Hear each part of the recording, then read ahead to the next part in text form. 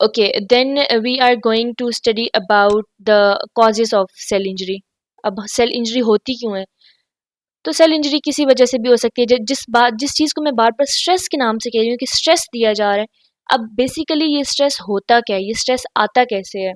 So these are some causes of the cell injury. Number, what is hypoxia? Hypoxia होता है loss of oxygen. ठीक है, हमारे cell को ऑक्सीजन नहीं मिल पा रही, जिसकी वजह से वो हाइपोक्सिक कंडीशन में चला गया, तो ये एक तरह की सेल इंजरी है।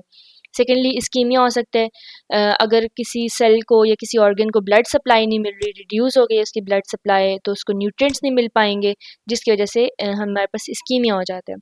देन टॉक्सिन्स, अगर आपने कोई टॉक्सिक सब्सटेंस इनहेल कर लिया है या इनटेक कर लिया है, cigarette smoking something like that, तो वो टॉक्सिन्स में आ जाता है। देन इन्फेक्शियस एजेंट्स में हमारे पास क्या आता है? कोई भी इन्फेक्शन हो गया है, फंजाई या कोई bacterial infection, viral infection. Then immunological में क्या आता है कि आपका बॉडी का ऑटो इम्यून सिस्टम जो है वो रिएक्ट कर रहा है आपकी नॉर्मल फंक्शंस के साथ, वो हम इम्यूनोलॉजिकल सेल इंजरी में चले जाते हैं। देन जेनेटिक्स, आपका कोई भी कंजेनिटल मालफॉर्मेशन है, फॉर एग्जांपल कोई डिजीज़ है, Down syndrome, sickle cell anaemia and many more like that. उसके बाद न्यूट्रिशनल डिफेक्ट में आ सकता है कि आपके अंदर कैलोरीज की डेफिशिएंसी है, आपको फूड प्रॉपर नहीं मिल रही, या फिर बहुत ज़्यादा फूड मिल रही है तो ओबेसिटी हो सकती है। फिजिकल स्ट्रेस किस तरह आ सकता है? हमें कोई ट्रॉमा मिल रहा है, रेडिएशंस आ गई हैं, कोई शॉक में चले गए हैं हम, या हमें बहुत ज़्यादा हाई टेम्परेचर है, या हमारी कोई बोन टूट गई है, फ्रैक्चर हो गया, तो इस तरह से भी हम इंजरी फिजिकली इंजर्ड हो सकते हैं।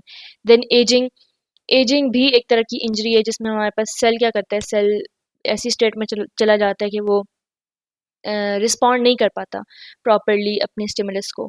सो in this case we'll go for the ageing. अच्छा, उसके बाद अब जैसे मैंने बताया कि सेल इंजर्ड हो गया है ना, तो सेल दो तरह की स्टेट में जा सकते हैं, या रिवर्सिबल इंजरी होगी या इरिवर्सिबल इंजरी होगी। रिवर्सिबल इंजरी में क्या है कि टेम्परेरी स्टेट के लिए आप उस इंजर्ड स्टेट में जा रहे हैं, थोड़े टाइम बाद आप नॉर्मल लाइफ में वापस आ जाते हैं। ठीक है, कोई भी इंजर्ड सेल है, उसको कोई स्टिमुलस मिला जिसकी वजह से वो डैमेज हो गया है, लेकिन कुछ टाइम बाद अगर स्टिमुलस को रिमूव कर दिया जाए तो सेल अपनी नॉर्मल लाइफ में वापस आ जाएगा। और इसका क्या होता है कि जब हमारे पास कोई भी स्ट्रेस किसी भी सेल को देंगे तो वो हाइपरट्रॉफिक हो जाएगा। हाइपरट्रॉफिक मतलब अपने साइज को इंक्रीज कर लेगा, या फिर वो अपने साइज को डिक्रीज कर लेगा, हाइपोट्रॉफी में चला जाएगा। ये भी हम इन डिटेल आगे डिस्कस करेंगे, हाइपरट्रॉफी क्या होती है, हाइपोट्रॉफी क्या होती है। We will discuss it in detail in the next videos.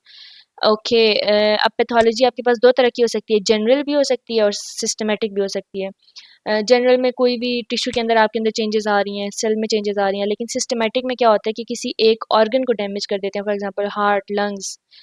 सो ये हमारे पास पैथोलॉजी की दो टाइप्स थी।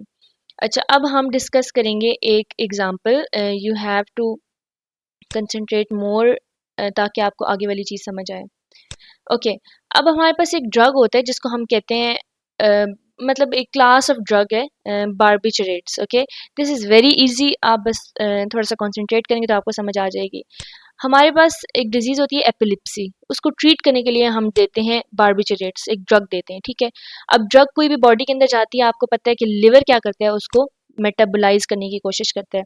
लिवर के अंदर साइटोक्रोम P450 सिस्टम होता है, वो क्या करता है कि उस जो ड्रग हम ले रहे हैं उसको मेटाबोलाइज कर देता है।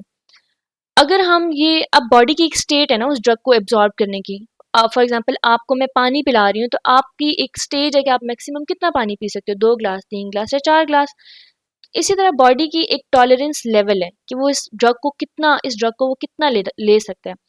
फॉर एग्जांपल अगर ना हमारी नॉर्मल जितनी टॉलरेंस है उससे ज़्यादा हम बारबिचरेट्स लेना शुरू कर दें, हम अपनी डोज इंक्रीज़ कर दें, तो क्या होता है कि हमारा लिवर के अंदर जो स्मूथ एंडोप्लाज्मिक रेटिक्यूलम होता है, उनकी हाइपरट्रॉफी हो जाती है।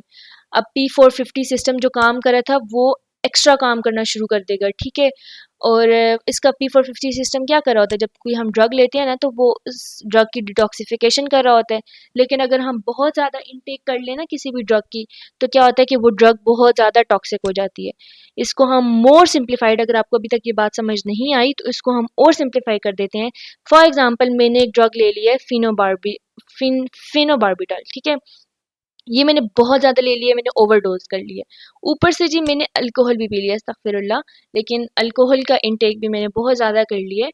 तो एज अ रिज़ल्ट क्या होगा कि हमारे में हमारे ब्लड में आयरन कंसंट्रेशन बहुत कम हो जाएगी, जिसकी वजह से हमारा एंडोप्लाज्मिक रेटिकुलम ब्रेक हो जाएगा और हमारे अंदर इस स्ट्रेस की वजह से ये जो हमने हाई डोज ले लिया है, हमने अल्कोहल ले लिया है, इस स्ट्रेस की वजह से मेरा बॉडी का सेल, मेरे बॉडी के ऑर्गन्स डैमेज हो सकते हैं। ठीक है, ये एक तरह से सेल मेरा रिवर्सिबल इंजरी की तरफ चला गया। ये मैंने आपको एक एग्जांपल के थ्रू समझाने की कोशिश की है।